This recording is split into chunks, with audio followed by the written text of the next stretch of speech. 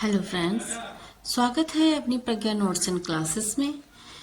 आज की इस बहुत ही महत्वपूर्ण वीडियो में हम एमए हिंदी सेकंड सेमेस्टर उत्तर मध्यकालीन काव्य का जून 2025 का original previous year question paper पूरी तरह सोल्व करने वाले हैं।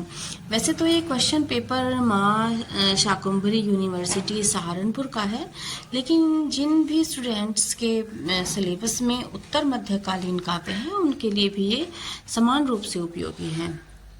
तो इस पेपर में कुल 100 MCQs आते हैं, लेकिन इस वीडियो में हम पहले 31 प्रश्नों को विस्तार से सोल्व कर। सिंधु तरियों को बनरा, तुम पे धनुरेख गई न तरी। उपर्युक्त पंक्ति किसके वचन में प्रयुक्त हुई है? तो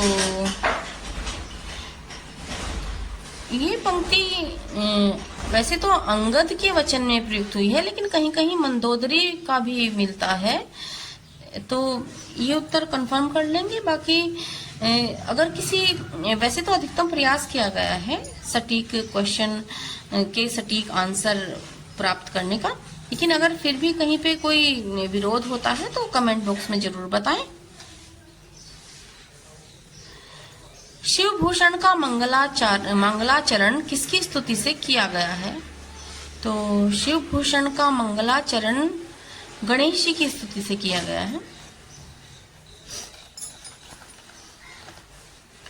खालसा पंथ की स्थापना गुरु गोविंद सिंह द्वारा किस पर्व पर की गई थी? तो वो बैसाखी के पर्व पर की गई थी खालसा पंथ की स्थापना।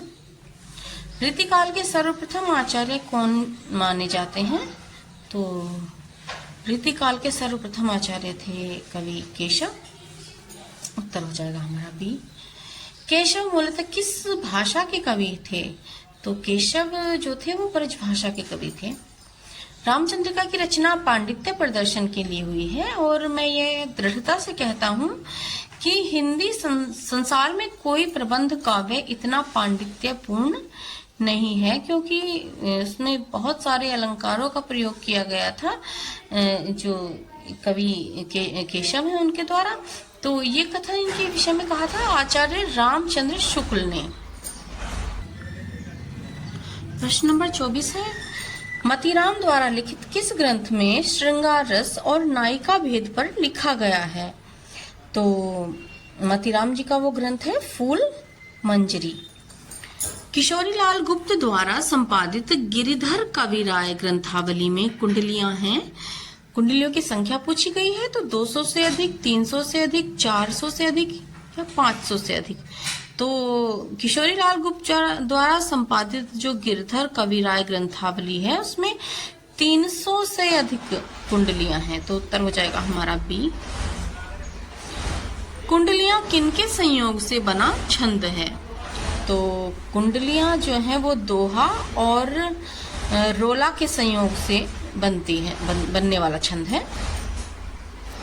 मतीराम की प्रथम कृति का नाम है, तो उनकी प्रथम कृति है फूल मंजरी।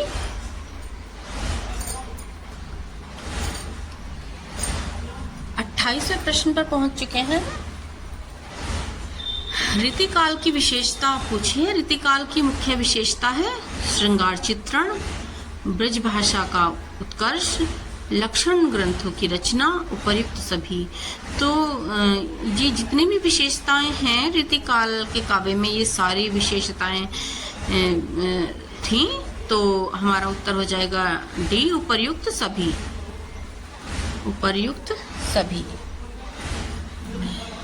29वां प्रश्न है, गिरधर कविराय ने अपनी कृति में जहां साई शब्द का प्रयोग किया है वो उनके किस निकट व्यक्ति द्वारा रचित मानी जाती है?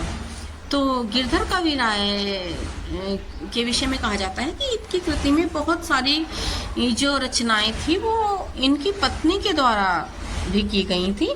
तो जहां पर भी साई शब्द का प्रयोग किया गया है तो ऐसा माना गया है कि ये रचनाएं उनकी पत्नी के द्वारा रचित हैं। अगला प्रश्न है, रीतिकाल को कलाकाल किस विद्वान ने नाम दिया था? तो ये नाम दिया था मिश्र बंधुओं ने। रीतिकाल की कितनी प्रमुख धाराएं हैं? तो रीतिकाल की प्रमुख धाराएं हैं 3। तो आज ये 31 प्रश्न हमने इस प्रश्न पत्र से कर लिए हैं। प्रश्न 32 से लेकर प्रश्न 61 तक दूसरे पार्ट में हम सोल्व करेंगे, और यदि आप चाहते हैं कि नेक्स्ट पार्ट आए तो कमेंट ज़रूर करें। और ये सत्य है कि ये प्रश्न पत्रों के जो प्रश्न हैं वो रिपीट होते हैं, और आगामी परीक्षाओं के लिए ये प्रीवियस ईयर के क्वेश्चंस बहुत ही महत्वपूर्ण होते हैं। तो कमेंट ज़रूर करें, चैनल को सब्सक्राइब करें, लाइक करें और अपने फ्रेंड्स के साथ शेयर करें। मिलते हैं नेक्स्ट पार्ट में।